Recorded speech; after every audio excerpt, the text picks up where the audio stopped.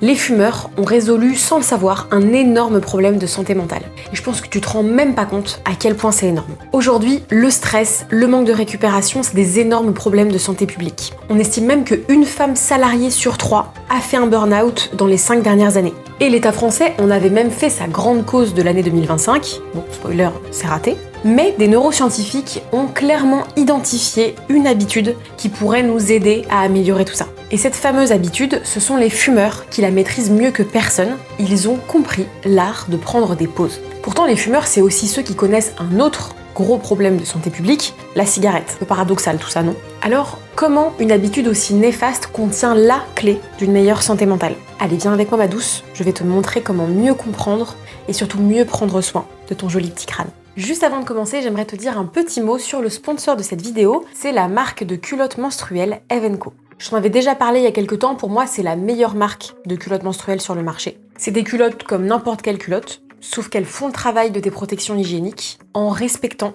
ton intimité. Et tu n'as besoin d'aucune autre protection, pas de fuite, pas d'odeur, pas de sensation de mouiller pendant 12 heures. Et en ce moment, c'est les soldes, tu as jusqu'à moins 60% sur tout le site, et avec mon code Barbara, tu as 10 € offerts en plus sur ta commande. Tu retrouveras le lien en description. Bon, alors aujourd'hui, j'aimerais te parler d'une habitude toute simple qui pourrait vraiment changer ton bien-être mental. Parce que si je te dis juste « fais plus de pauses » ou « fais des pauses », tu vas me dire « oui, merci Barbara ».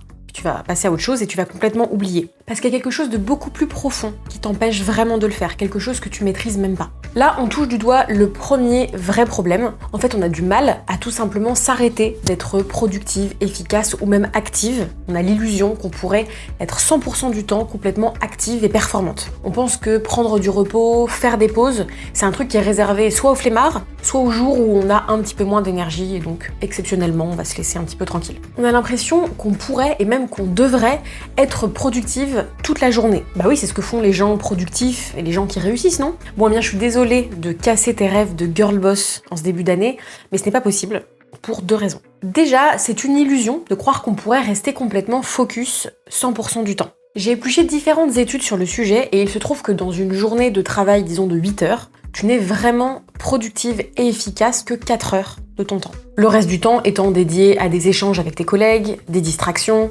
de la gestion de mails ou des tâches qui demandent moins de concentration. Donc quand tu vois que régulièrement, pendant que tu es en train de travailler, tu es happé par des discussions de tes collègues à côté de toi, que tu as envie de prendre ton téléphone pour regarder quelque chose, bref, que tu te sens distraite, que tu as l'impression que tu ne sais pas rester concentré sur quelque chose pendant longtemps, tu as l'impression que c'est un problème qui vient de toi, mais en réalité, c'est pas possible pour ton cerveau de faire autrement. T'as juste un cerveau humain qui a besoin de petits moments de récupération fréquents. Et c'est exactement ce qu'explique le psychiatre Christophe André. Le cerveau, c'est un organe. Et donc, de temps en temps, il lui faut du repos.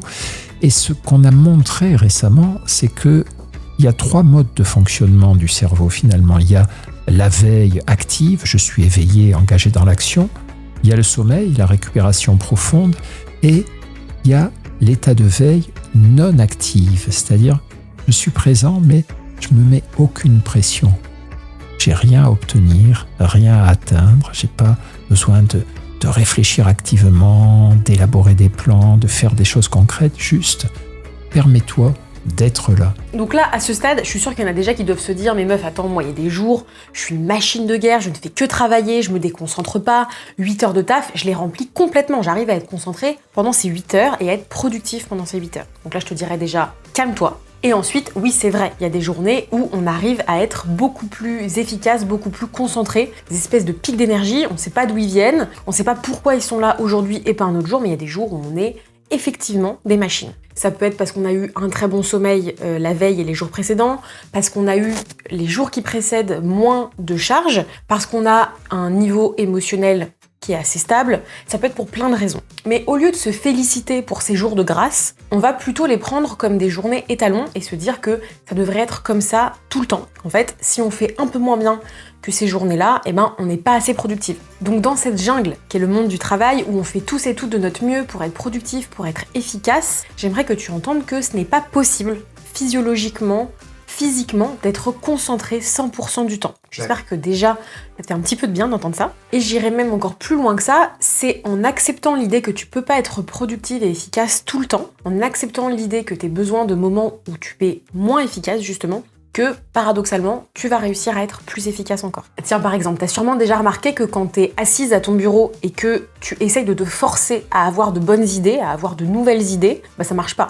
T'arrives pas à forcer ton cerveau à avoir des idées. Par contre, quand t'es dans ta voiture, que t'es en train de faire du sport, que t'es sous ta douche, aux toilettes, c'est là, généralement, que t'as des super bonnes idées. Et c'est pas un hasard, c'est pas un manque de discipline, c'est pas ton cerveau qui fait n'importe quoi, c'est juste humain. C'est au moment où tu cherches pas à forcer ton cerveau qu'il arrive à déployer toutes ses compétences. Quand on se concentre fort, qu'on contrôle, qu'on veut produire quelque chose de bien, on active un mode dans notre cerveau qui est très utile pour exécuter, mais pas du tout pour créer des nouvelles choses. Et à l'inverse, quand on relâche la pression, quand on fait quelque chose d'automatique, de sans enjeu précis, le cerveau passe dans un autre mode, il relie des idées entre elles, il fait des associations, il laisse émerger des intuitions. Et c'est pour ça que les idées, elles arrivent quand on s'y attend pas. Pas parce que t'es plus brillante sous la douche, mais juste parce que tu forces pas ton cerveau. Mais maintenant qu'on comprend un petit peu mieux tout ça, il y a un autre truc qui est crucial à comprendre. Parce que ton cerveau, il réclame pas seulement des pauses. Il réclame différents types de pauses à différents moments. Et c'est là que ça devient intéressant parce que toutes les pauses ne se valent pas et n'ont pas le même effet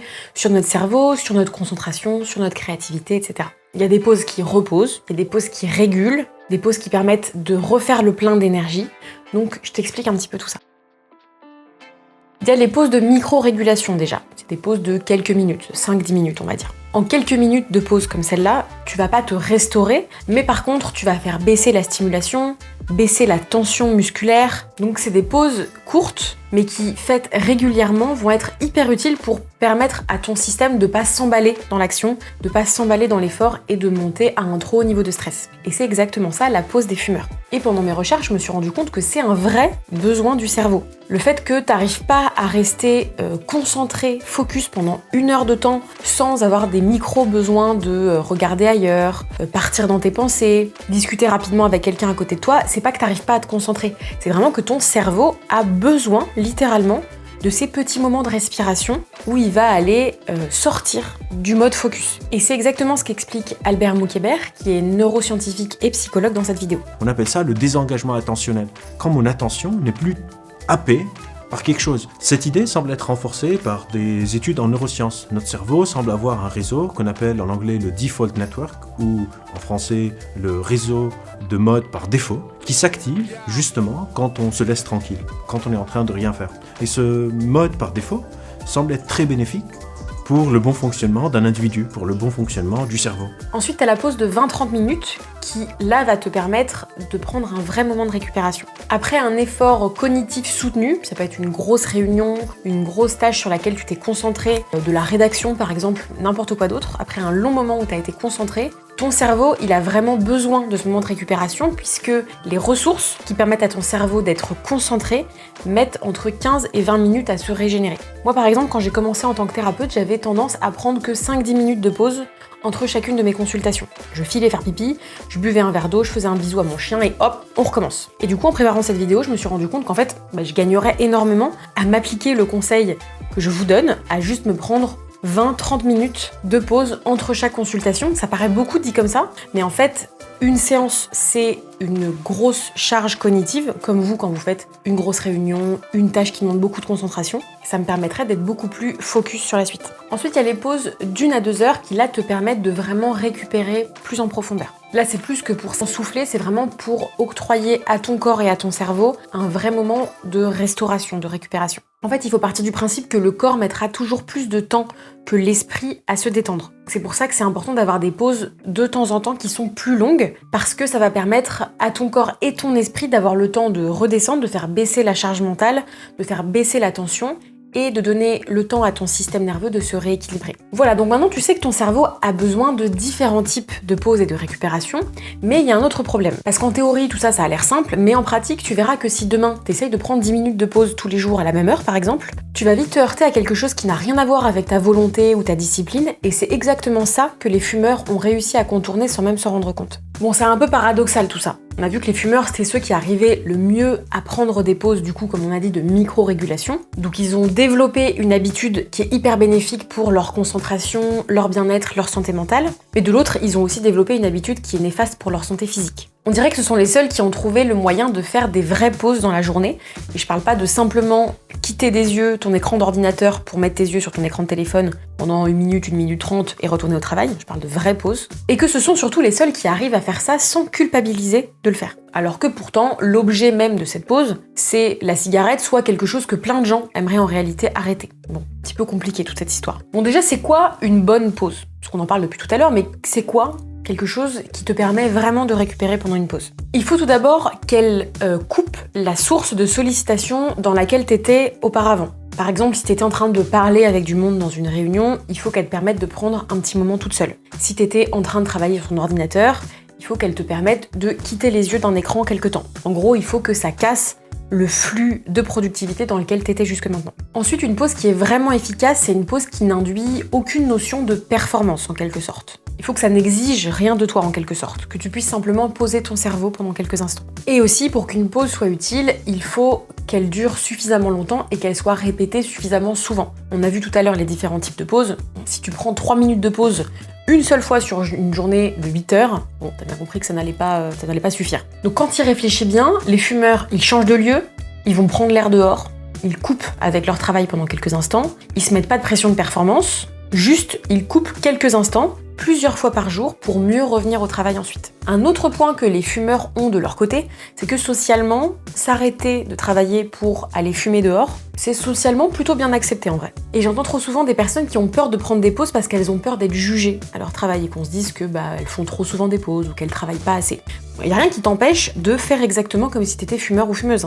Tu mets ton manteau, tu vas dehors, et juste t'allumes pas de cigarette, mais tu peux faire quelque chose qui t'aide à ralentir. Mais le vrai secret des fumeurs, c'est pas juste qu'ils ont cette permission sociale ou qu'ils ont ce rituel. C'est que la nicotine crée un vrai besoin viscéral. Un besoin tellement fort que leur corps les oblige littéralement à prendre cette pause régulière. Ils n'ont pas besoin de se motiver, ils n'ont pas besoin de se mettre de chrono ou de penser au fait de faire une pause. C'est juste que leur corps leur hurle dessus jusqu'à temps qu'ils sortent faire la pause pour fumer justement. Et nous, le but c'est qu'on essaye de recréer ce besoin aussi fort mais sans les méfaits de la nicotine. Moi par exemple, je sais que tous les matins, vers 11h à peu près, j'ai super envie de me boire un café. Ça tombe bien puisque c'est le seul moment de la journée où j'en bois. Donc, je descends au café d'en bas et je prends 10 minutes pour me boire mon petit café latte avoine. C'est mon moment à moi et c'est devenu tellement ancré, tellement une habitude qui me fait du bien et qui me fait plaisir que ça devient presque automatique en fait. Tu peux trouver ton petit truc à toi, ton leitmotiv. Par exemple, ça peut être d'aller discuter avec cette collègue que tu vois pas beaucoup mais que t'adores du dernier épisode des Chroniques des Bridgerton. Faut que tu trouves ton leitmotiv à toi, ton truc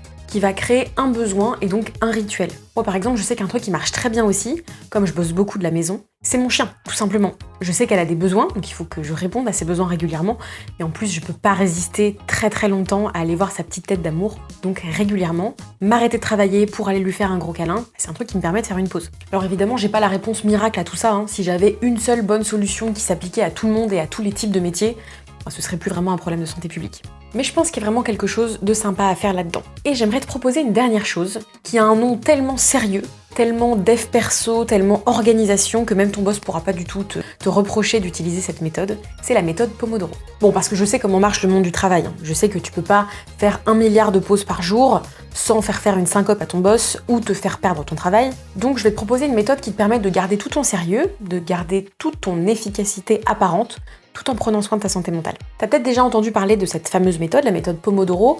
Elle consiste dans le fait tout simplement d'alterner des périodes de concentration et des périodes de pause régulièrement. Le principe est simple, tu travailles 25 minutes, tu fais une pause de 5 minutes et tu répètes ça 4 fois, puis tu prends une pause plus longue de 25-30 minutes. C'est une méthode qui paraît toute simple, même tellement simple qu'on se dit qu'on n'a pas vraiment besoin de l'appliquer. En réalité, elle est ultra efficace déjà parce qu'elle te permet de faire baisser le niveau de stress qu'on peut ressentir parfois quand on doit se mettre à une charge importante, parce que se concentrer 25 minutes, ça semble pas une trop grande charge pour ton cerveau. Ensuite, et c'est ça qui change avec nos habitudes de travail, la pause elle arrive avant que tu sois fatigué. En vrai, au bout de 25 minutes, probablement que tu pourrais te dire que tu pourrais encore travailler, mais c'est ça qui change tout.